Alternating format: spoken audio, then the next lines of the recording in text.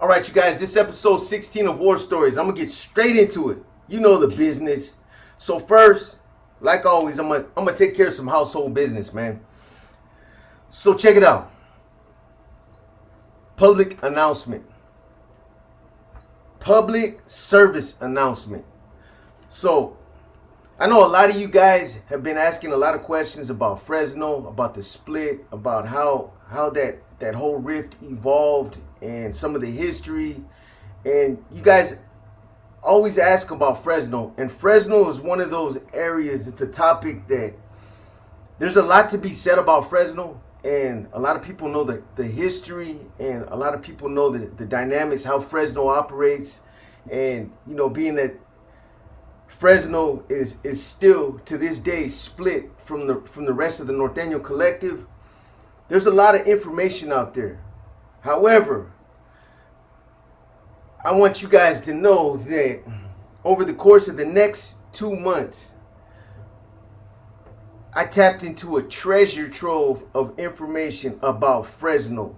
Videos, removals, fights, cell fights, homicides, you name it. Man, this is a public service announcement. I can only put what I can put on YouTube. However, if you guys are not tapped into Patreon, you will want to get Patreon. This is not a ploy to try to get you to sign up for Patreon. I'm telling you straight up, man. I know that I'm going to be limited on as far as what I can give you guys about Fresno. There's a lot of violent shit. There's a lot of videos. There's a lot of removals. There's a lot of shit that happened in the jail, on the streets. Not just with the Bulldogs, but with the Sureño gangs, with the Norteño gangs, with the Africanos, all the different hoods, even the Fresnex, the woods out there.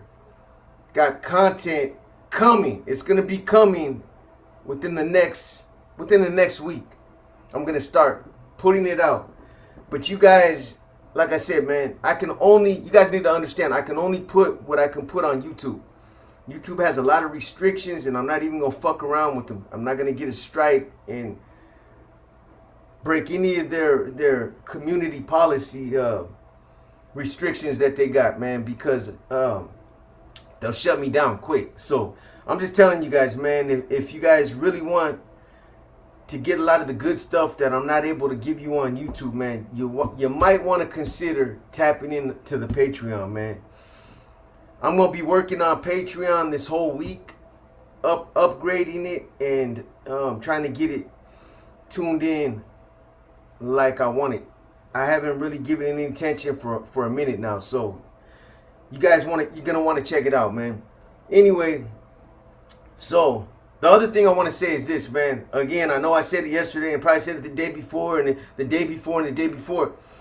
I ain't been giving no love to Inner Demons. So after I cut this video and maybe one more, do the hat trick, I'm gonna hit an Inner Demons for you guys, man. Again, I don't wanna neglect that. Some of you guys might not really be into the war stories, and you might be waiting on the Inner Demons. So I got you, man. I got you. I'm not sleeping on it. So just know that the video is coming. So anyway, man, let me get straight into this next one. There's actually two. I don't know which one I'm gonna get into, because I want to get them both out to you guys, man. But let me just get into let's start it out with the bang, man. So literally, so I'm gonna take you guys all the way back to 1988.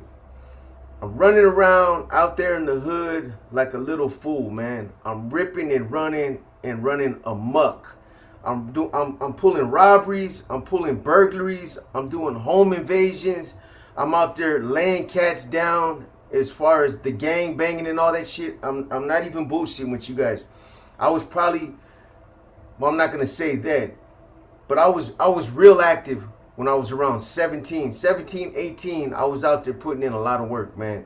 And you guys are gonna hear about a lot of those stories, and you know, a lot of the gang banging shit that was going on back in those days. It was red on red, but it is what it is, man. I'm going to say that I was probably a lot more active, though, in the gang banging, probably like in the early 90s when I got out the joint for the first time. 92, 93, 94, there's so much shit that I was doing and getting into out there, man. I'll be telling stories for a while, man.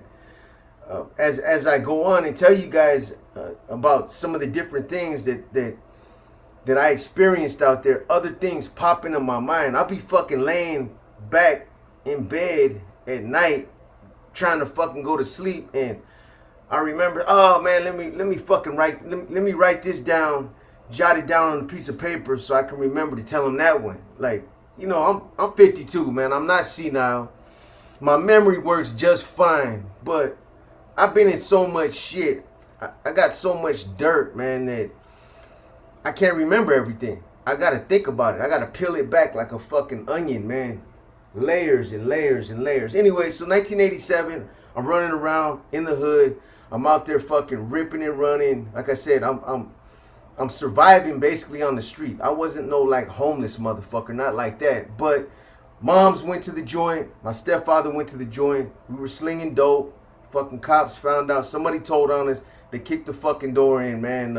This is when we were living in Excelsior on London Street. You guys are going to see all this too in that production I was telling you guys about. The house and where I grew up at. And all the shit I used to do back in those days. But anyway, so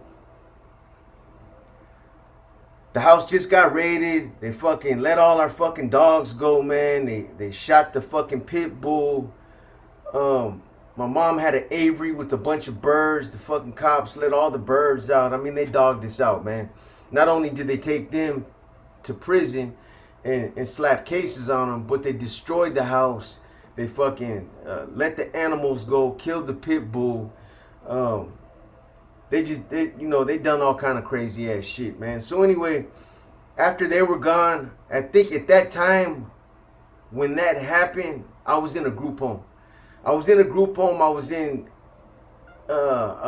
called, I think it was the Transition House. And I told you guys this. I don't really like talking too much about my juvenile history. You know, the stuff that happened in juvenile hall, and if I had one, a history about CYA and all that. Like, I mean, there's some cool stories, I guess, man, if you're into it. But I don't know, man.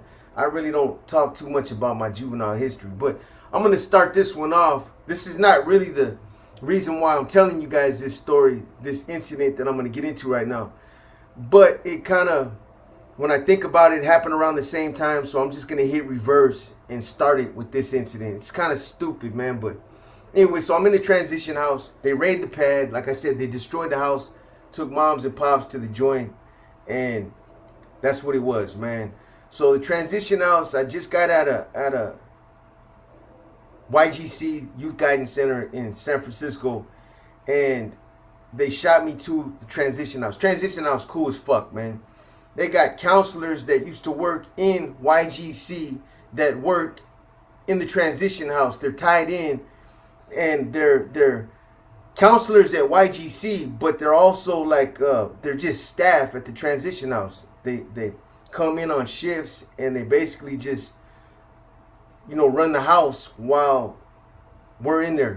While the youths, I guess you would say at that time, are in the house and shit. So, you know, we're all around 17, 18 years old, man, and we all kind of want to get out in the streets.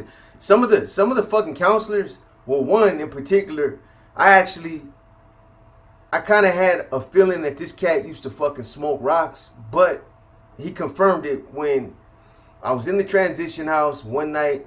Everybody else was out, and this fool was like, bro, look, can I trust you, man? Hell yeah, you can trust me. What's up, man? He's like, look, man, because I don't know anybody down there in the gardens, Valencia Gardens. He was like, but hey, if you can get me a fucking rock, man, he was like, man, I'll fucking kick you $20 or something. I was like, man, you ain't got to give me shit. The gardens is literally like 2 blocks down. And I fuck around. I'm going to tell you guys a story about the gardens. When I got fucking, I got jumped over there. But anyway, by a bunch of youngsters. But anyway, so I tell him, yeah, give me the money, man. I'll go get you one right now, man. It's 2 blocks down. Fucking slide in. I'll be right back in 10 minutes. I fuck with cats out there, so I know somebody I can go to right now. So he gives me the money. I go down there. Motherfucker smoke this shit right there. Counselor. That's how cool the transition house was. That sounds crazy, huh?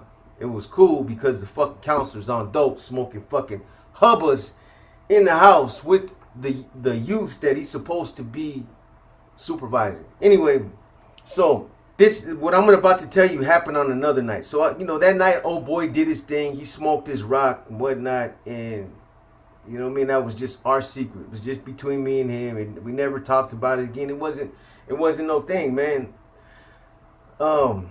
But like, probably was like a couple weeks later, cause I only stayed there for a couple weeks, man, and then I ended up fucking doing what I'm about to tell you.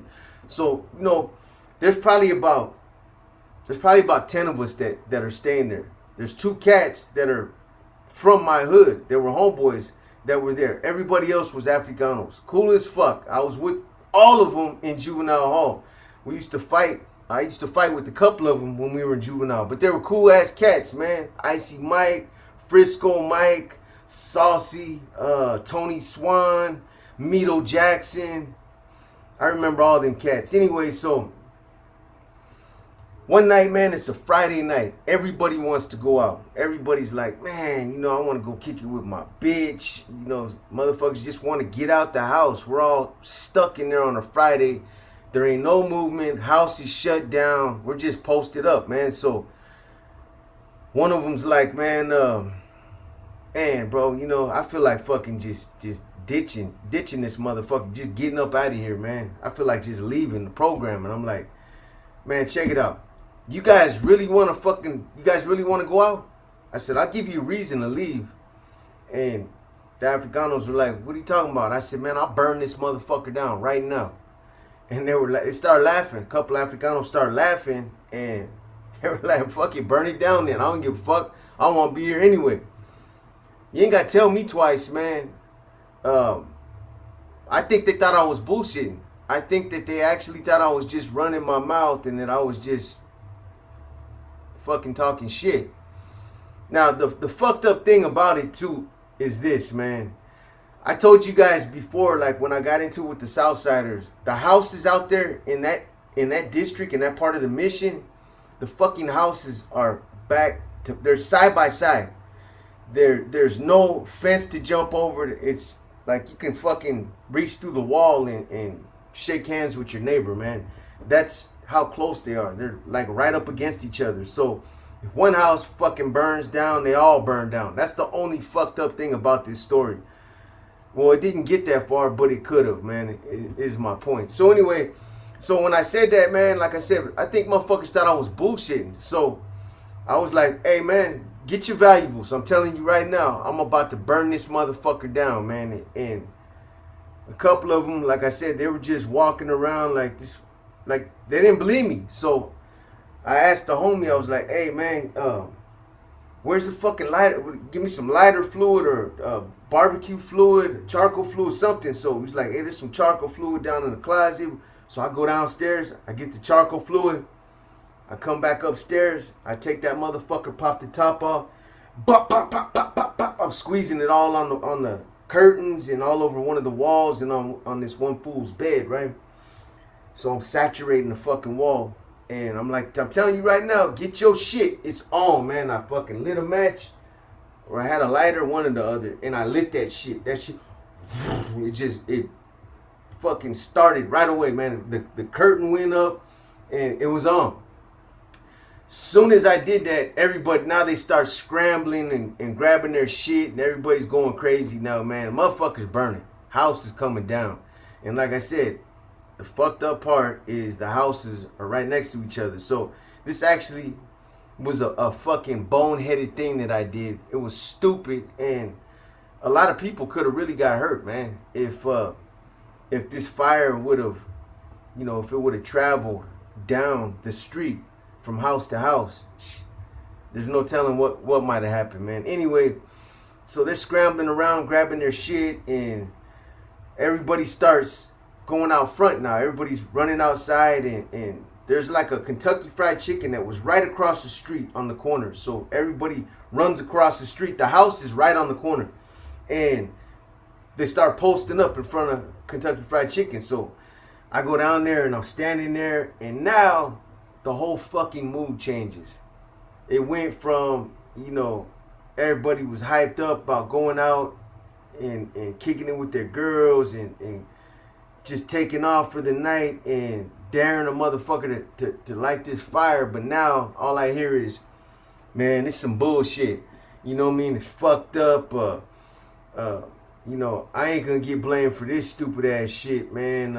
I start hearing all this shit. You know what I mean? I start hearing like, you know, this shit right here, man. It better not have an effect on you know, on us living here at this house. Like, they better not try to take us back to YGC and you know, do something else with us. And like, I ain't gonna get blamed for. Anyway, man, that's the kind of shit I start hearing. I'm like, oh, these bitch ass motherfuckers start flipping the script on me, man. So now I go into straight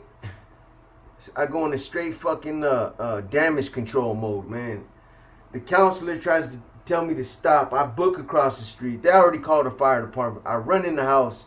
I run upstairs. The motherfucking room that I started is that whole room, the whole wall.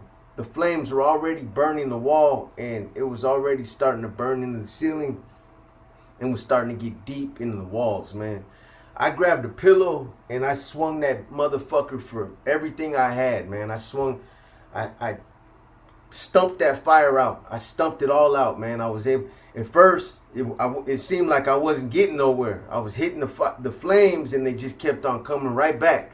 But I went up in the fucking in the bathroom. I threw the pillow in the fucking bathtub, turned the water on, got it wet, went back in there, and I started just stumping the whole. Man, I'm breathing flames. I got soot all over me. But by the time I was done, the fire was out. There was still like some of the wall was still red, like it still had what do you call them, man? Embers and shit. It could have still restarted, but for the most part, I stopped it. It wasn't burning no more, man. So, you know, now I go outside, man, and now I'm kind of pissed because these motherfuckers flipped the script on me, and I feel like these dudes are gonna tell on me, and I feel like, you know, motherfuckers kind of provoked me into doing it, and now they want to act like little bitches, man. So I come out, you know, and the counselor is like, hey, man, that was a brave thing that you did, and, you know, wait till Mike finds out, the guy that runs the program, and you know, that was some heroic type of shit, and you know what I mean? Like, he's talking me up, man, and I'm just thinking like, yeah, wait till you guys run an investigation and you find out, which I knew was gonna happen. So anyway, fire department comes, they go up in there, they put some shit up in there that make sure that the fire completely stopped. They had to go up in there and do something, and that room obviously was no longer, they could use it. They just barricaded the door, put some shit up so we couldn't go in there, and, you know, they were gonna have somebody come and fix it back up. So the next day comes, and, you know, I'm not gonna get too much detailed in this because, like I said, this wasn't the whole basis of the story. But anyway, next thing that happens is, so I'm at the house, I'm waiting all day. I don't go to work that day. I was working at the San Francisco Job Corps at that time. And I don't go because I'm spooked, and I want to see everything that's going on that day. I want to see, like, who comes to the house, who's talking to who's doing what. So I'm posted up, and I'm checking everything out, man. The motherfucking fire detail comes. 2 cats, 2 detectives that were suited up, and they had walkie-talkies. And their whole thing was to come and do an investigation. Obviously, somebody told, so their thing was to come in and do an investigation. And now I'm thinking like, fuck, I'm gonna get hit with some arson charges, and that shit's serious. So, long story short, they start interviewing motherfuckers. All day they're there. I'm there. There's other people that are at work. They've been gone 3-4 hours. They're coming home, and instead of calling me in, they're calling dudes in that been gone all day, and I'm wondering like, why they skipping me? Why they fucking skipping me? I know why. So anyway, eventually I end up going out there and just asking, like when they got through interviewing this one cat, I walked out there and I'm like, hey, I have a word with you, man. I'm like, and I tell them straight up, how come you guys ain't pulled me in, man? You know what I mean? I've been there all fucking day. And they were, you know what? That's a good idea. Matter of fact, I want you to come in there. I go in and I sit down and they're like, check it out. Call me by my real name. Look, man. So the reason why we haven't called you in is because, well, I think you know why. You're a smart guy.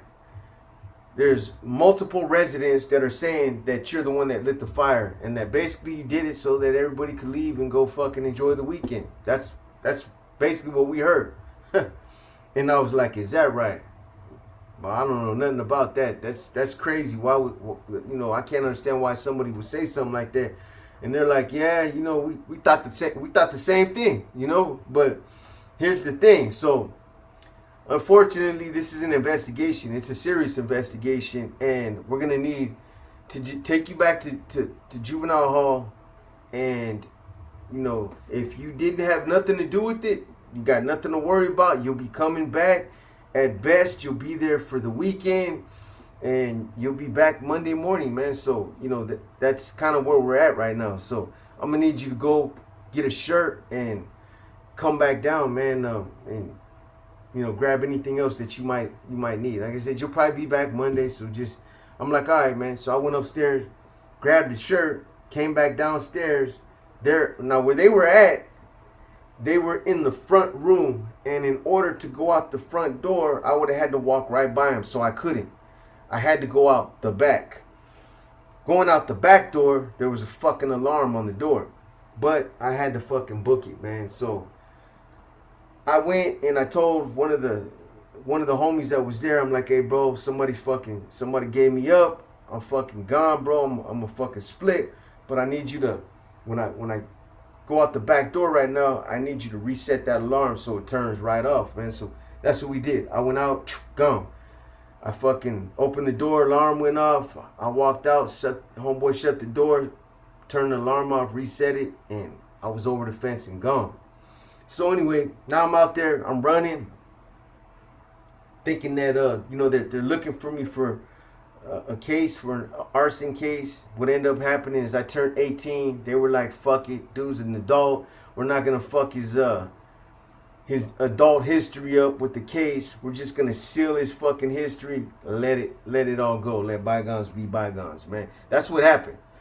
I didn't know it at the time. I'd find out later when just nothing happened. So anyways, I'm running around still like a wild motherfucking, just like a wild man out there, man. I'm doing anything and everything. Matter of fact, they used to call me when I was young, like around between the ages of, I want to say like 9 to 11. They actually used to call me Diablo at one time because I was always doing some crazy ass shit. Cutting people, fucking stabbing people, just doing some fucking demonic type of shit, man. And so motherfuckers start calling me Diablo. I went from Diablo to Crazy J. They called me Crazy J for a long time, man, because I was a crazy motherfucker, man. I mean, seriously, I was a stupid ass youngster. You tell me to do something or you dare me, and I do it. If it was hurting somebody or shooting somebody or stabbing somebody or breaking something, blowing something up, burning something down, I'd do it, man. I would do it and wouldn't think twice about it. So anyway, at that time, I ran into a homeboy from Daly City, Angel. Good ass dude, Robert Rodriguez from Daly City. Homeboy had just paroled from Tehachapi Max, was in the SHU program. So, at that time, I was the youngster that was glorifying a homie that got out the joint. A homeboy that had just came from Tehachapi Max. I had heard about it. I'd heard other homeboys talk about it. So, when homeboy got out, I was all fucking, I was glorified. I was glorified, man. I was like, man, bro, you was up in Tehachapi Max. And, homeboy came out, yoked up. He came out with a long ass tail, long ass braided tail. And Homeboy just really he conducted himself and he carried himself with an air of respect that was admirable, man. You know, I learned a lot from Homeboy when I was growing up. I emulated a lot of things that I seen in him. But he was a fool too. You know, us together running around in the hood, man, both of us together, it was a crazy mix. Cause I was just a stupid ass youngster, and he was just a crazy motherfucker, man. A crazy motherfucker that used to do a lot of the same shit I used to do, especially when it came to hurting people, man. So anyway, this one night actually, it was close to around 7 o'clock, somewhere around there. It was just starting to get dark, man. Just starting to get dark, and so there's a bus. I forget the number of the bus, man. I forget what the number was. It's anyway. There's a bus that it stops up towards Daly City, right there by Geneva. Like I said, I don't remember the name of it. Like you got the 14 Mission, the 54 Felton, the Alamany. There's all kind of buses out there. Anyway, so this one particular bus, it stopped. The end of the line was somewhere out there by Geneva. Geneva is a street that runs. It runs across from the Mission up towards Daly City. You go down Geneva and you hit the Cow Palace and all that. Anyway, so there's a spot where the bus pulls over on the side of the fucking street at the end of the line right there. And me and Angel were walking by, and there was a bus that had just pulled up, and the Africano got out of the bus, the driver, and went into a liquor store. Went into the liquor store. And when I seen him go in the liquor store and I looked, the bus was still it was still running, and the door was open. And there was like 2 people that were still in the back of the bus. So I looked at Angel, and as soon as I looked at him, Homeboy already knew what I was thinking, man.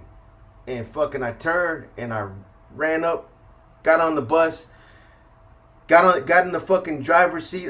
There's like a little bar that I had to duck. I got up in there. Fucking, I didn't even know how to drive a bus, man. I didn't even know how to drive. Homeboy was like, "Here, bro, grab this too. Push that back. Hit that button right there." So boom, I did, man. And we fucking smash off. There's people in the back. There was like a white dude and an older, like an Asian dude or something. Anyway. So I'm driving now. I can see the Africano come out of the store. He was trying to run after the fucking bus. So I'm mashing down. What's the name of that fucking street, man? By the Excelsior District. And a lot of homeboys remember me from this incident right here. This is not why they know me, but a lot of homeboys, when they think about Boxer from the Mission, I'm remembered for doing this right here, this incident right here. Anyway, so I'm over there by Crocker Park in a fucking Muni bus, driving a Muni bus down the fucking street, and it's starting to get dark, man, and we're flying, man. I got this motherfucker, the accelerator pressed all the way to the floor, and I know you guys, obviously you guys have been in a bus before, but when you're driving a fucking bus, I used to drive trucks, so later on I'd learn how to drive trucks, but when you're driving a fucking vehicle that big and you're young, man, it seemed like a fucking just a big fucking piece of fucking steel flying down the street that I could mow over anything. I wasn't stopping at stop signs, nothing, man. When we got down by Crocker Park, I literally on purpose started hitting parked cars. I smashed up the whole I probably destroyed around 4 city blocks before we'd end up pulling over, getting off the bus and taking off, man. Anyway, when we were flying down So anyway, man, I forget the name of the street that I'm on, but it's a street that I know it's by Athens. It runs the same way as London Street.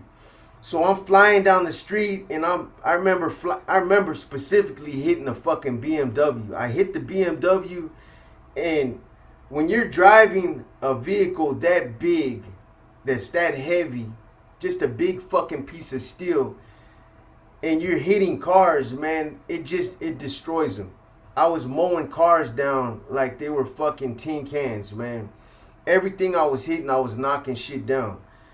Homeboy was like, bro, he's like, you fucking crazy. But homeboy just as crazy as me, because we're destroying the neighborhood, and homeboy's laughing. He's like, you're a fool, bro. You know what I'm saying? And he's like, hey man, you better fucking go up towards the park, before the fucking cops come. The cops are gonna come. Like the two guys that are in the back of the bus, man, both were by the back door talking about, hey man, let us out, man. Open up the fucking door. Let me get out of this bus, man. And I didn't know how to fucking open or close the back door. So they stayed there by the back door until I ended up pulling over up by Burbank Junior High School, and me and Angel booked up to the park, man. I'm telling you guys, man, I probably ended up hitting about 15 to 20 cars. And, this is one of the things that I'm talking about. When you do things like this, when you're a kid, man, and you're out there destroying people's property, and you're vandalizing shit or breaking into somebody's house and violating somebody's privacy, we don't think about how it affects people. When I used to do shit like that, man, I used to laugh about it, and if it was hurting somebody was involved, I knew how to suppress my conscience. I wouldn't think about it. 5 minutes later, I'd be doing something else. But we don't ever think about these things. People that are out there working legitimate jobs that pay for everything that they got, and then some youngster comes by and destroys it or vandalizes it for kicks, for shit and kicks, man. You don't realize it, or at least I didn't. Speaking for myself, I didn't realize the magnitude of some of the things that I did until I got older, until I got more humble, until I started acquiring things myself. My truck, I would fucking go crazy if somebody broke my window, went inside my truck, destroyed my dashboard, trying to pull my fucking stereo out, rip my speakers out. Like, I go crazy, man. Or somebody did something to my bike. These are things that I paid for legitimately. I didn't pay for them with drug money. I didn't steal them. So it's a different kind of appreciation, man, that you learn. And when I got older, that's when I started to feel a little bit of remorse for some of the things that I did, for destroying property, taking people's shit, burglarizing their house, going in their house when they weren't home, stealing something. It's the worst feeling in the world, coming home and realizing that your house has been burglarized. You feel violated, for one, but there's a sense of feeling invaded that I can't even describe how it feels. It's overwhelming, man. When somebody violates that, you get mad, but you feel violated, and you feel fucking like just somebody was in your space, and it's just a feeling that I can't put it into perspective for you guys, man. But for those of you that might have been victims of something like that, you had your shit destroyed or burglarized or robbed, or somebody did something to you, even something like a white collar crime, like somebody forged a check, or that destroys your identity, and you got to be the one to go down to, whether it's DMV or go down and get a new SS Social Security card, or do whatever you got to do to clean up that mess. It's a fucking inconvenience, and it's just something that it's fucked up, man. But you know, when I think back about that, you know, stealing that bus, San Francisco Muni bus, and destroying 4 or 5 blocks of Excelsior, the Excelsior District, it's crazy, man. I mean, when I was mowing cars down, there were people that were standing out in the street watching. Like, I seen people like, I seen this one lady standing there holding her head while I was fucking just hitting car after car. You know what I'm saying? Taking out stop signs and lights and shit, man. Anything and everything that I could hit with except the telephone pole. I was gonna try to smash into a telephone pole, but I thought I might not win that battle. But you know, a lot of homeboys knew me for stealing a bus. A lot of people heard about it. I'd end up getting convicted later on for an auto burglary, and that actually came up, but they couldn't prosecute me on the case. For one, there was a lack of evidence. They didn't have anybody that could identify that was me that was actually driving the bus. And you know, I ended up getting caught months later after this. But you know, that's one of the main things that I wanted people to get from that story is, like, you know, it's I didn't really do nothing but destroy a bunch of property, people's shit, nice cars, man. And you know, it was stupid. I was just a stupid ass kid, man, that didn't have no sense. You know, homies back then in those days used to clown me all the time, thinking, man, this dude's crazy, man. The homie fucking stole the bus and fucking was driving through the hood destroying shit. But you don't take the time out to think about, back then I didn't take the time out to think about all the people that I victimized when I did that, man. So anyways, man, that's a short one. You know what I mean? It's one of them brainless things that I did when I was a youngster. But this episode 16, I'm gonna try to get 17 out the way right now so that I can hit you guys with the inner demons and that hat trick. We'll see what happens, man. This your boy Box, and I'm out.